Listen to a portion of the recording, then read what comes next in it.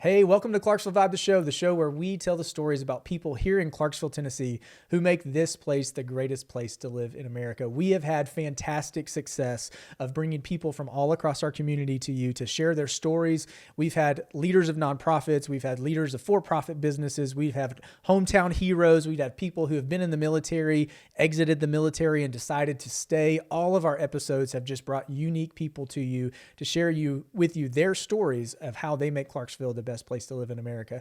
This is a special bonus episode for us. We've kind of gotten into a rhythm of every other Friday releasing new content, but today, Friday, November the 3rd, we're recording this and releasing it in 2023. This is a special one for me personally because we're celebrating the work of YAIPAK outreach here in our local community, and we're going to get to tell the story of YAIPAK, all that it does. We've got a fantastic guest, Sherry Nicholson here, who is the founder. She has more titles than she would ever allow herself to give credit for. So her intro will suffice it to say this. My wife says that Sherry is her hero, and when she grows up, she wants to be just like Sherry.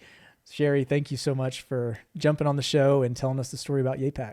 Thank you. Thank you for this opportunity to share. Yeah, so we're recording this mid-October. We're going to release it the night of the banquet, which is really, really exciting. We're hoping that a lot of people who attend the banquet or maybe miss the banquet because they have other events that they're at or out of town or something, they'll get to hear this story. But I think a lot of people who are native to Clarksville and have been around and pay attention to the nonprofit world, they're starting to hear this word YAIPAK. And it's a unique word. It's a unique name of an organization. And my goal for today is to let people see and hear you and the vision behind YAIPAK, but also answer a lot of the questions that some people know. What is that about? Where did the name come from? What exactly do you do? So do you do homeless stuff or do you do foster care stuff? And, kind of just get to share this whole story. So my first question for you is YAIPAK. This is Sherry Nicholson's vision that was brought to be. How did Sherry Nicholson become the pioneer, the legend of YAIPAK, the hero that brings this to our community? Oh, goodness. That's very kind of your wife. And those words of a hero, I don't feel that way. For me personally, I know the power of what unconditional love can do to change a life. And I'm so thankful and grateful I get to be a part of that because that's what changed my life ultimately. Wow. Can you say that one more time? The power of unconditional love. Yeah, to change a person's life. Absolutely. Yeah. And absolutely. I think anyone who's spent time with you, around you, or seen you from a distance knows that unconditional love is very genuine and that you're just outpouring it all the time. I hope so. I want to. Yeah. And so YAIPAK is organizationally a structure that is continuing to grow and continuing to provide opportunities to do just that. Yeah. I never thought I would be here. I really didn't. I thought I was going to be comfortable just handing out purses. How YAIPAK began, honestly, is my husband and I were having dinner in Nashville. It was a date night for us, and we had just left Eaton and pulled up to the red light at the corner of West End and 23rd. And right there at that corner, if you've ever been there or if you are in the area and you go there, one side of the street is Vandy, and it's very busy along the sidewalk. And then on the other side, right at that red light, there's a little stop, there's a little bench, like a bus stop. And behind it is this beautiful architectural Methodist church. Beautiful, beautiful work in that church. And in that moment when we stopped at that red light, there was an elderly lady that caught my attention. Little short elderly lady. She had all of her belongings on that park bench. You obviously knew she'd been sleeping there. And she had a little buggy or a little shopping cart. We call them buggies in Southeast Texas, where I'm originally from. She had a little buggy there, and all of her belongings were in that little buggy. And there was a little yellow stuffed animal that had caught my attention. And everything froze for that moment for me. It stopped. And the people were passing her and not looking at her. Nobody paid attention to her. Her hair was all matted up, and she was about 85 years. I found her later, so I won't share the details of that. But I did find her later. But I was heartbroken. She had to have been somebody's grandmother, somebody's mom. And where was her family? That was what I asked. Where was her family?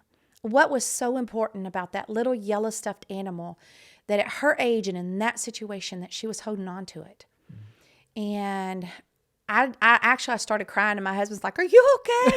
And I'm like, "Yes," but and I was just sharing. And shout out Steve. Yeah. Every husband who's been around long enough has had that moment where I'm sure this is a date night. Where did this come from? Yeah, did I do something wrong, baby? Little did he know his life was about to change for real. Forever. That is so true. We have this beautiful, funny, ongoing joke that I'll share. But what happened, essentially, we had gone home, and I couldn't sleep, and I have a study room at the back of the house. It's just my little private room, and faith is a big part of who I am. And so I said, I'm going to go down and I need to pray. I can't shake this. And that whole night, I really wrestled. And the next morning, I got up and pulled purses out from underneath my bed. And he's like, "What are you doing?" And I got you that little purse on a mission trip. And I said, "But somebody needs it more than me." And so he said, "You're giving away my purse." And I said, "Can I please?" And he said, "Yes." He's such a kind-hearted man. He loves missions. And so I started packing those purses with just items that I knew a woman needed. And I knew what a woman needed because I too had been homeless years and years and years ago with 2 tiny children. And it's not what I had hoped and dreamed of growing up. A child doesn't grow up hoping they're going to end up homeless or dreaming of being in an abusive situation. Instead, it's just the opposite. You hope for that forever person and that big, beautiful home, and you that's what you dream of. And for me, those dreams didn't come true, and I found myself homeless. I had gone to a women's shelter in Southeast Texas. They turned me away because they were at max capacity. So I had to sleep in my car and figure out life. And so now, years later, I'm seeing this homeless woman, and at her age thinking, could that have been me? What if people that stepped into my life when I needed it the most had not stepped into my life? Where would I be today? Would I know my children? I know for me there was a point in time of thinking of taking my own life because I thought, well, if I'm not here, then my children will have a home. And so, and the thing about that little yellow stuffed animal for me was when I was a little girl, about 4 or 5, my dad had taken me to meet my biological mom at a corner gas station. And my biological mom brought me this little blue, I still have it today at my age, brought me this little blue mouse. Its little ears are falling off now. It's so old, I keep it in a Ziploc baggie. But it was a point in time that I felt like maybe she really loved me. And I just held on to it as that point of maybe she loved me. Maybe that's the one time she authentically, unconditionally loved me. And so I've just held on to it, and I thought, what about that elderly woman at that point in time in her life? She felt unconditional love, that she held on to it. And so I had packed all these purses, and my husband does a lot of jail ministry, and he was going to do a Bible study that night in Nashville. It's freezing cold, and I said, when you go, I'm going to go with you, and I'm going to walk the streets. I had a lot of street smarts. I didn't have, I had a lot of dysfunction in my life, so a lot of hard stuff, so I wasn't worried about the streets. And so he said, "Sure, but I just need you to be careful." And I said, "I will, Daddy." I call him Daddy. Steve, I call Steve Daddy. And so he went into the jail, and I took 3 purses on this arm. It's the first picture we have. I took 3 on this arm. Looked like somebody's ready to be mugged, like I'm inviting somebody to mug me. But all I could think about was getting out there and finding these women and talking to them and finding out why. And so we have an ongoing joke, Steve and I, that he went to jail and I walked the streets. And so that's how it started. That is a classic story. Yeah, and so... so these were the original packs. These were the original packs. It was just putting in that purse, the homeless didn't need a ton of toothpaste and toothbrushes and soap. They don't always have access to take care of their hygiene. But a simple ponytail holder for a woman, some face wipes, a way to take a 2-pack of aspirin when you wake up in the morning after sleeping on concrete and your body aches, a hard piece of candy just to satisfy that dry mouth or a hunger pain, a small bottle of water to take the aspirin, and some fingernail clippers just to feel human again, to be able to clean your hands. And so it was little things like that I was putting in those purses. It wasn't, always that bar soap and a bottle of deodorant. It wasn't always that. And from there, I actually, it just, my friends started saying, well, hey, what are you doing? And I was like, do you want to ride with me? And before I knew it, my house was overrun with purses. My hallway was filling up. My guest bedroom was filling up. Steve is saying, what did I do? He was like, what's happening? And I can't get through the hallway. And are we ever going to be able to use that bedroom? And what are all these bins? Because now we're filling up all these bins. And so those early days, I just started inviting the ladies to come in to the house and help me pack purses. And I ended up being a chaplain at the Women's Rescue Mission in Nashville. I wanted to learn more, so I was doing what I could to educate myself about our systems. And it was through those moments of serving in that outreach center, it really drove me to go to the streets.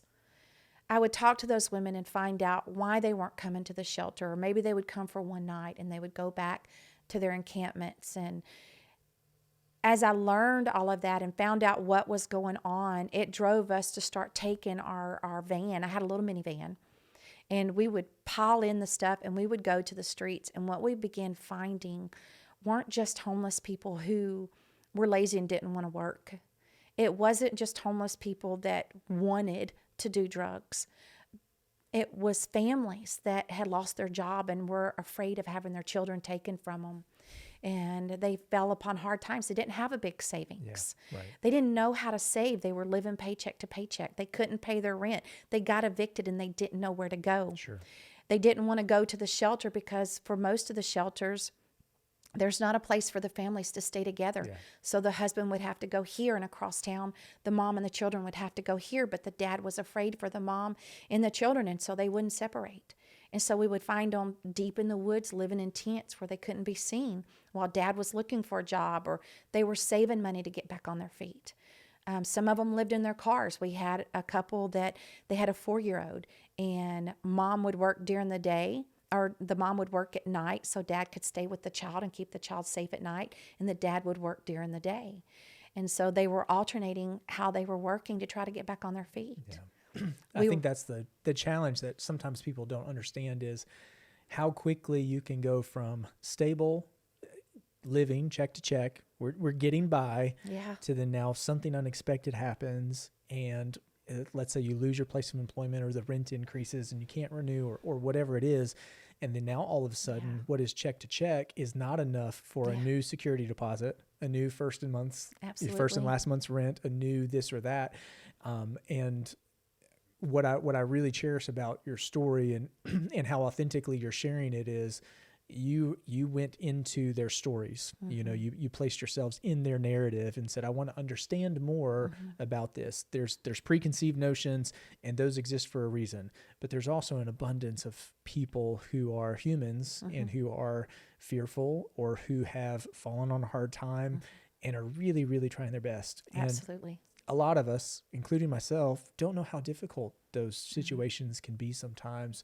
So that's why we look at you as someone who's a hero to us, is such an inspiring person, because, you know, you're taking your nights off and let's go walk the streets. Let's insert ourselves into their narrative. Let's really find out who they are as a person and figure out their story. Yeah. And then we can use the resources that we have to then leverage this and maybe catapult or fast forward their progress so that we can get to this next point of stability. Yeah. And, you know, it's funny. The first time that I remember hearing about YAIPAK, you had, it was at West Creek Middle School. You know, you had a little something set up there for YAIPAK. This was, you know, probably 2017-ish, you know, 6 or so years ago. Yeah. My wife met you out, and you had a mini trailer, and you were casting a vision for these mini homes and in different places. And I remember it on you saying, she's different. There's something about her that's different. And I think that starts with when you see someone and you saw that need and you latched on to this stuffed animal, and you had this lived experience of your own, now Sherry Nicholson, and all of the hurt and the pain and the trauma that has occurred. We're going to repurpose that, and the care and the compassion is deeply rooted in you. And now you can take these harmful, hurtful moments and create something that sprouts up from the seeds of that and produces good fruit. So thank you so much for having the courage to do that. It is, I can't imagine how many times there's been lots of unknowns, and so I want to fast forward a lot. This was very, very humble beginnings in YAIPAK, and YAIPAK comes from you are important, right? Yes. YAI, you are important packs. These are old purses that you filled with random things that Steve gave you, and then eventually had purses donated. And now there's an entire warehouse. There is multi-state operations. There are big trucks. There are laundry facilities. There are projects that extend all into our community, dealing with foster care, dealing with veterans, dealing with continuing to work with the homeless. And now I think if someone was introduced to YAIPAK, it would be mind-blowing to them to see the humble beginnings that it was. Yeah.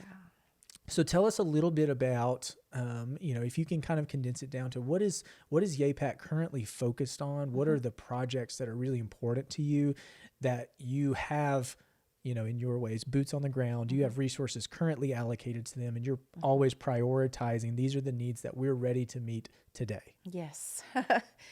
What we found in the streets drove our projects and who we are today. Yeah. Wow. So finding those families, how do we help those children? How do we help the family? How do we get them out of that? Our homeless, we found veterans that had just thrown their hands up in the air they were tired of the red tape. They were tired of the bureaucracy. They felt like they didn't have a voice that was a voice for them. How do we change their situation and get them out of homelessness, getting them the support that they are entitled to as a veteran, and move them from a tent to housing? And so that drove our projects today. As you said, YAIPAK is you are important, people administering kindness. Okay. And I don't think I ever knew that. Yeah, I don't know people administering kindness. Wow. We have a prayer team that prays for our team, and I was actually contemplating changing the name to something. Acronyms are real fun for me. Yeah. I just love acronyms. And you are important is the message, obviously, that we want to leave with every person that we encounter. And as I was contemplating changing the name, one of our prayer partners said, Sherry, you can't change the name. It's unique. It's a message that you're leaving with people, but you're also people administering kindness. And I said, there it is. There it is. And so I was, just really excited. And so that is really the essence of who we are. We leave that message that you are important, and we are people administering kindness is really what we get to do. Yeah. And so with that came the 4 projects that we do. We have Project Foster Hope with our children that has grown substantially. And we have Project Patriot Hope with our veterans that we are now supporting as they're moving into housing, and we're taking care of them through that process. We have our Rebuild Hope, which is our disaster relief program, which is something not only I experienced as a child and growing up, but also what we have seen happen through tornadoes and a flooding with our homeless and them living out there in those hidden places. And overall, Be the Hope encompasses what we do for our community as a whole, what we do for our state as a whole, and what we're doing across the nation through our projects. Yeah. So. Is there ever a moment where you're leading this and you thought, wow, I started out with 6 bags, 3 on my left arm and 3 on my right arm, and here we are, we've got these 4 pillars of who we are. Like, what else is the Lord going to put on my heart to make this work? How much more can I handle? I walk into the warehouse and I invite anybody to come tour it and hear the story, and that's really important to us, is to share that story, because I still to this day am very humbled by where we are. Some days it's very overwhelming because I never dreamed it, but I have tons of things in my head and my heart of where we can still fill in the gaps. We're an organization that does not take government funding or federal grants. And we stayed away from that because it allowed us to move quickly and to say yes and to not be bound by a bunch of red tape. And we found out that's what we needed to be able to do. Everyone that we're encountering are those that are dealing with crisis, especially our children. And we need to be able to say yes, and we need to move quickly. We need to be able to make changes fast. We need to get them somewhere quickly. We don't have a lot of time to wait when we're dealing with our babies. Wow. I know that had somebody not loved me where I was, even in that dark spot of contemplating not being here, had they not met me with unconditional love, I knew everything was broken. I knew everything was hard. I knew what was wrong with my life. I didn't need to be told that and reminded of that and fill out 15 pages and wait for 30 days. Yeah. I needed somebody to meet me where I was. And when they did, my life was forever changed. I now am a grandmother of 15 grandbabies. I know. People are like, what? Yeah. I would have missed their life. I would have missed my babies' lives. But because somebody radically, unconditionally loved me, everything forever changed. Now today, I get to give that back to those that are hurting without question. We have structure in place. We have an infrastructure in place. We have all the things in place to run efficiently and effectively. Yes, God has provided. He owns the cattle on 1,000 hill, and He's used extraordinary people like you, extraordinary people like Leo and Lily Milan, and churches like YAIPAK and Mosaic, and generous, kind-hearted people like George Watson and several others. Dave Ramsey Family Foundation. Wow. He's used them in an abundant way. When they heard our story, they said, if you'll turn over our books to our board and let us look at your books, if we like what we see, we'll partner with you. And we're going into our 5th year of being able to partner with them. They bought our forklift for us last year. And so we just had our meeting with them this year on a really big project. But it's been those kind of people that have come on board with us, have seen the vision or bought into the vision or have heard the heart of YAIPAK and are saying, how can we help? How can we walk this out every day or every year with you and grow those projects exponentially, because they are growing. It's the world that we live in. We don't want it to grow for our children, but it is. We now have the state of Tennessee who has said, hey, not only taking care of the emergency situations where the children are being pulled from the home, but now can you help us with the at-risk children? How can we keep the children in the home? And so we're seeing both sides of the track of that. And so we are continually morphing our projects to meet the needs of those families and those children, as well as our veterans that are getting those homes. We are always looking how we can streamline it. We're not afraid to prune our projects to make sure they're always fruitful and effective. We're going into 2024 with changing some things so that we can be very, very strategic, not only with our homeless. One of the things that we don't do that people are like, well, buying hotels aren't always effective. No, it's not. It could be a Band-Aid. So what we do with our monies instead is we fully fund an addict into a 12-month program to get them off the street. We're not going to put them in a hotel for 7 days that does no change. We're going to put them into a 12-month program with an 87% success rate, get them off the street and see their life changed, see them restored with their family and their children or their wife, whoever's waiting in the wings to see that person's life changed. And we fully fund that. And not only fully fund it, we walk through that whole year of the progress of that person, seeing what's happening, being involved in caring for the needs and their job and their requirements, and so many beautiful things. So it is for us. It is about life change. It is where can we fill in the gaps and make it better, because we can say yes and not have to wait on a ton of red tape. Well, I'm sure anyone who's listening to you talk about this, they can feel your passion. They're driving down the road somewhere, got this playing, and you're just, this is your life. Your entire moment of every day is dedicated to this. And these are not easy projects. And to put a little bit of vulnerability to it, feel free to share as much of this question as you're comfortable with. But there are some times where there's been huge wins and huge disappointments and scary moments and times where you've seen the Lord come through and provide something, or a community member come through and provide something. But to allow some people to feel what you have experienced and what your everyday is like.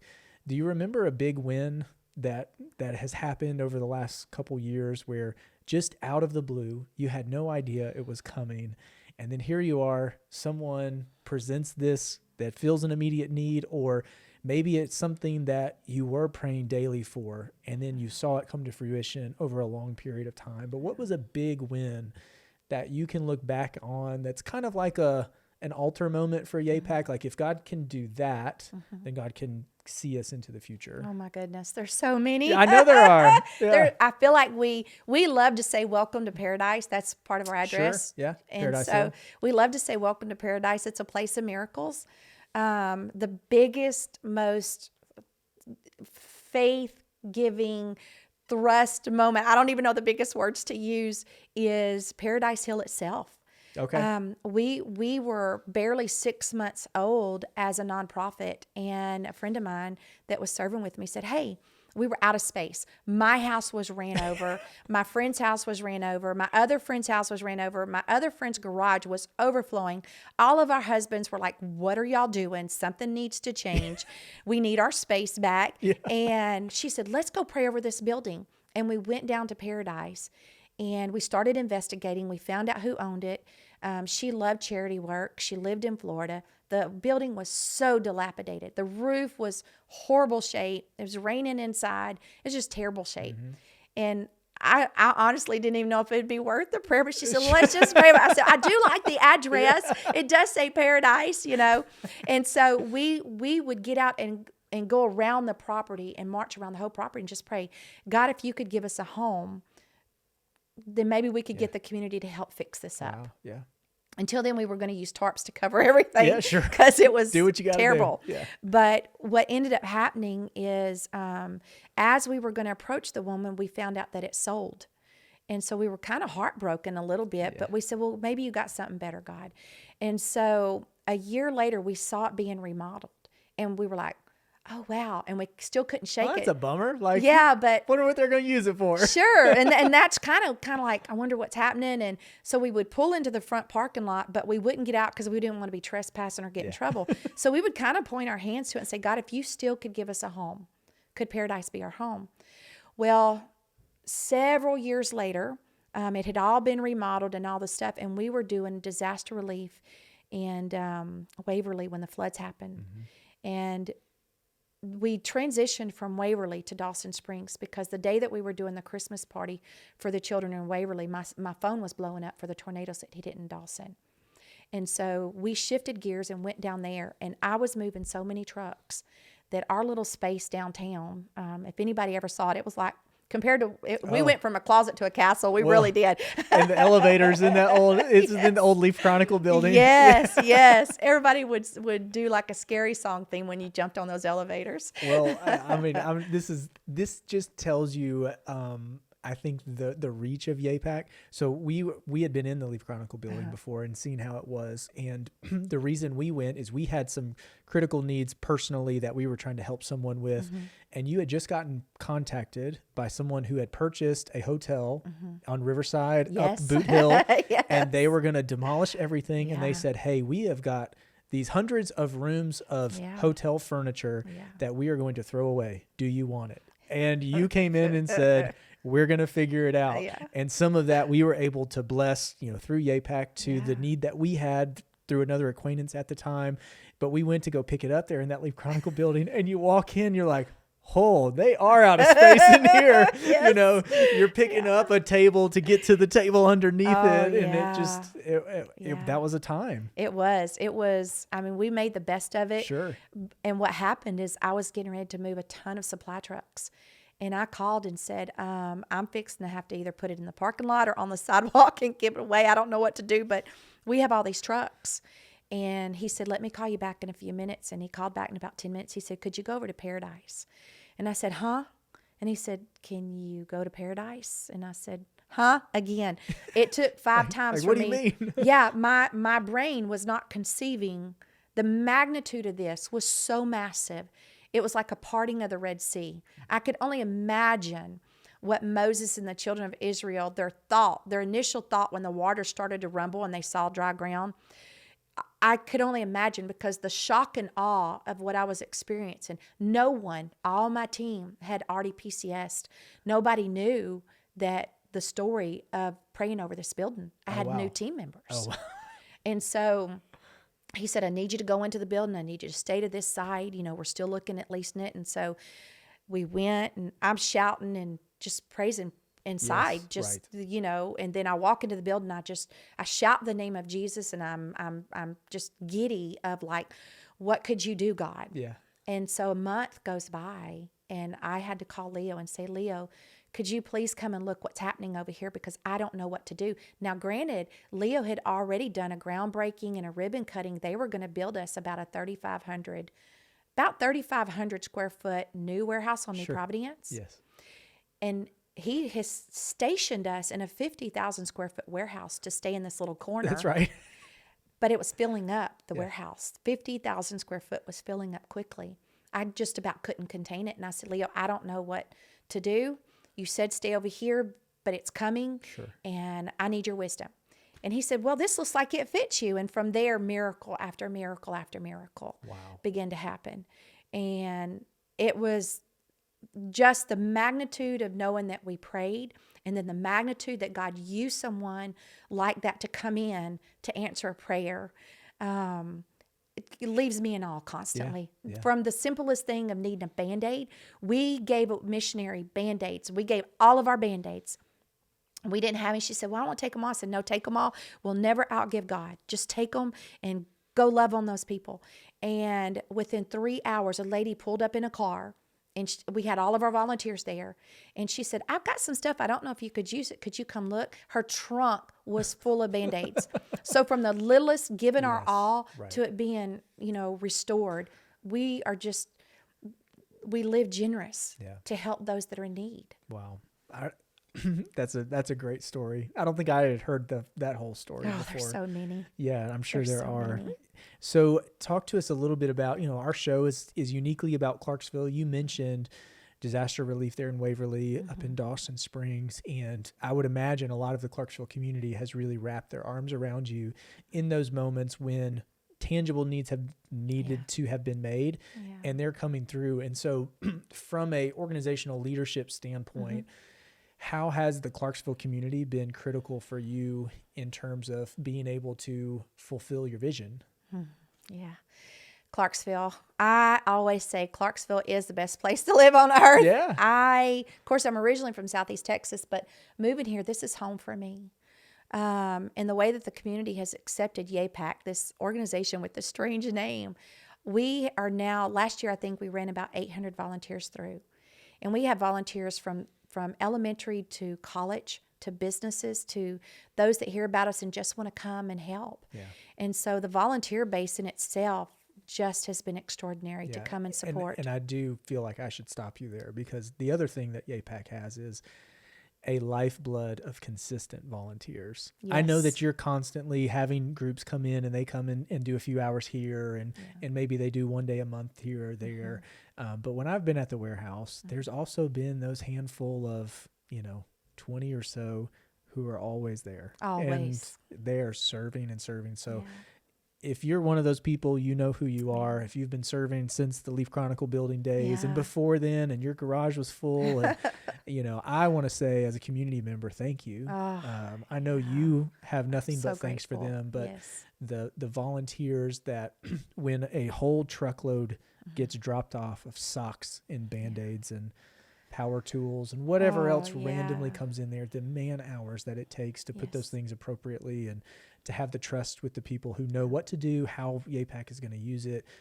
I can't imagine the peace of mind that you have. So I want to make sure that you have that opportunity to say thank you to them as well. Every day I pray for our volunteers, and I'm so grateful for the extraordinary gift they give of their time. I am so grateful. We're still very unique as a nonprofit. We only have 2 part-time employees. That's all we've got. I still don't take a check, and our core team are all volunteers. I get to volunteer with them. Sure. I'm a volunteer too. Yeah. And I think they're there hopefully because they feel valued. They feel important themselves. Yeah. We love to take care of our volunteers too. They mean the world to us. There's not enough Thanksgiving you can give for the extraordinary dedication that they bring to Paradise. Wow. That's another loaded statement. I won't make you repeat it. But I sense every time I've been in the warehouse, when I talk to people who are there consistently, when we say hey, we've got a group that needs some volunteer hours. Where can they go? The reality is I think the nature of YAIPAK and its organizational structure of 2 part-time employees and everyone else is a volunteer.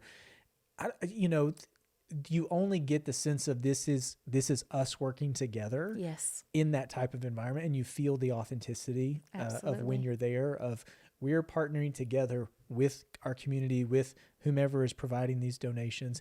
We're going to sort them. They're going to distribute them. They're going to follow up on it. They're going to do this. And it is so unique. So, I mean, from a private community member's perspective of who are some of the handful of organizations whose margins are so thin that when you invest in this, whether it's time, whether it's money, whether it's stuff, that that nothing is being skimmed off the top, that doesn't absolutely have to just to keep the organization running. YAIPAK is one of those for sure. Like those dollars can be, if Dave Ramsey can run it through his deal and they check it all like as stringent as their criteria are, like, yeah, it's good. Like, I don't need to ask any more questions. It's a pretty big Just deal. write the check and let's go. It's a pretty big deal. Yeah. We're grateful for that because we want to be good stewards. That's really important to us, and to maintain integrity. Sadly, we know, worldwide nonprofits can take a lot of brunt and skimming and all these things, but we've been so blessed, and because of that, we've been able to focus on the warehouse in Texas now. We're moving toward developing a ranch. We've got our butterfly cottages that are open and going, and so we want to be very effective and efficient in what we're doing because it's changing lives. Yeah.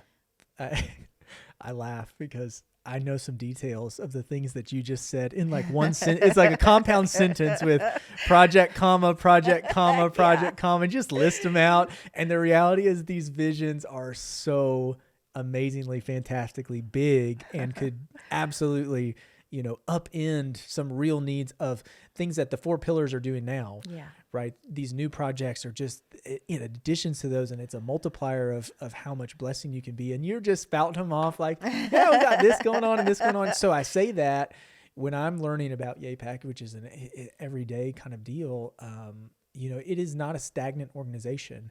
What started as you are important packs with 3 purses on each arm, and I'm going to take it to whomever I can find today, has become a 50,000 warehouse foot space here. It has these 4 pillars, and yet the vision has not stopped. And I've said this with other community members that we've had, typically like our true visionary leaders, their vision always outpaces the resources that they have. And then it's filled, however it gets filled. And Sherry Nicholson is no stranger to vision outpacing her resources. And so for those who are listening and want to learn more, she said it earlier. She means this, come take a tour of the warehouse there in Paradise Hill, figure out when is a good time to do that and go see the space. It will blow your mind. I know you think you understand what 50,000 square feet of stuff is. You don't.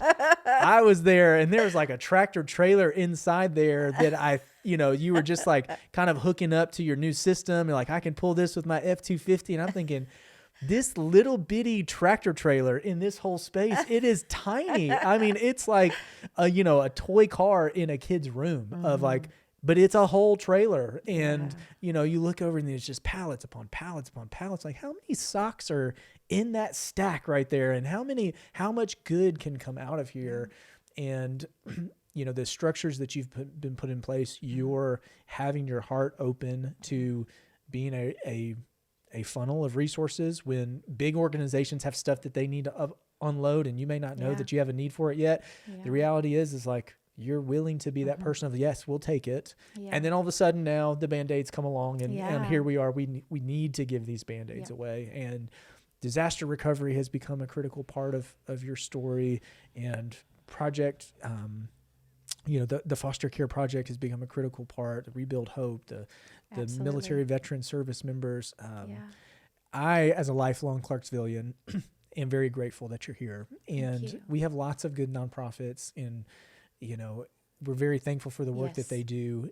But it is also an extreme encouragement to me of something that I would say is relatively new in the last 10 or 15 years. I don't remember what year you first. We just turned 7 years old. 7 years old. Yeah. But to think that there are still people in our community who are open to creating something, and our community has the sustaining power, the relationships, the resources, the kind people Yes. who will see someone like yourself and say, we're going to help multiply that. Yeah. You have the vision, you have the heart, you have the resources, you're willing to invest your time into this, and Clarksville has come alongside you through various organizations or people or whoever it is, and taken YAIPAK from 6 packs on your arms in one night to now this. We have national outreach. We have who knows how many $1 million of resources that we're giving away on a regular basis. And so as a Clarksvillian, it makes me happy too. Good. Yeah. We want everybody from volunteers to donors to know the value they carry, whether it be their time, their wisdom. I love to ask, things of people in different areas because I love to glean wisdom and say, that's a good thought, so I'm always asking. I always ask for feedback. And so from our donors too, they're the tent makers. If you look at it biblically, they're the tent makers, and they supported Paul's ministry while they were tent making, and so they're valuable too. And so our hope is that they feel valued and important too, knowing that we're being good stewards of their hard work. And so from A to Z, we try to think about every aspect of that. And it was a big deal for us when Dave Ramsey did ask us, hey, can we look at your books? It was, even if they tell us no, we'll learn something from that. So here, yes, please look at it. Yeah. And so when they came on board, we were like, oh, yay, Best kind of wiped the brow a yeah. little bit. But every year they call, and we're ready to say, here it is. And so instead of waiting to be told this is wrong or you got to do this, we invite that ourselves. We're not waiting to be audited. We're inviting that to be done, whatever that looks like, so that we can maintain that trust in our community. I think that's very vital to building. Yeah. And if we've got the grub squad with our mobile kitchen, we've got the sud squad with the mobile laundry. If I literally, pun intended, the laundry list goes on of what YAIPAK does. It does. But if we're going to keep filling in the gaps and changing lives, then let's look at how to do it effectively, do it efficiently, and make everybody feel like they're a part of it. You said the grub squad. Nobody knows what that is. Literally, this is like you recognizing that when there's a need, there is a need for food. Yeah. And a member of our community, I don't know if it was anonymous or not, but I know who he is. Like Mark Wheatley. Thank you. I didn't want to call him out, but like has this amazing business, and he has such a heart, and comes alongside you and says, you know what I can do? My tent maker skill is I've got all this restaurant equipment or access to the best restaurant equipment. So what if I outfit an entire trailer that when you go into a place like Dawson Springs, you've got a kitchen and the equipment that you need to be able to feed people on a regular basis. The Sud Squad. You said that so far in passing, but it's like these people don't have power. Their washers and dryers might have been blown away, torn aside. Who knows when they're going to have restored power, and yet they're looking at their belongings on the ground. Yes. And no way to wash them or clean them. And it's not like a house fire where your neighbor still has functioning power. The devastation in a community when there's a real natural disaster is the entire community. So Sherry, in her wisdom and vision, says, what if we have a trailer that can have washing machines and dryers? And now how many things are in this? How many washing units? We have 6. We have 4 washers, 4 heavy duty industrial washers, and 6 dryers, so we can dry in double time. Unbelievable. But I mean, these are the practical things that I think when you go into a place and you have your Sherry Nicholson vision goggles on of what are the needs and how can we have it. And then we have people like Mark Wheatley who will come along inside. This is my industry. This is, God's blessed me with the ability to serve all the restaurants in Clarksville, and I've got the resources of like, I am the person who's going to help meet that need. And so thank you for doing it. I mean, it's encouragement to me. It's very inspirational to me as someone who I hope has a long life of service ahead in our community. To see you start something in 7 years, it's like this huge thing. Sometimes I feel like people my age, we look at it and we're like, I mean, how are we going to accomplish anything? We've already lost all these years of our life. And then the reality is YAIPAK is a brand new baby organization. And I'm a grandmother, so you're never too old. That's amazing. Well, Sherry, thank you so much for this time. This has been amazing. If someone is listening and has just heard about this for the new time, go to their website. We'll link it in the comments below. Try to find Sherry. Take a tour of the warehouse.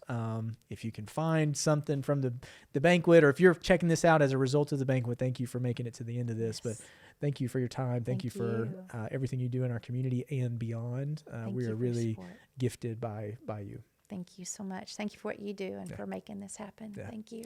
Well, hey, if you made it to the end, thanks so much. I'm your host, Kevin Kennedy Jr., just bringing you people like Sherry who are making dynamic and impactful change all across our community. We're really excited to keep bringing you these stories here on Clarksville Vibe the Podcast.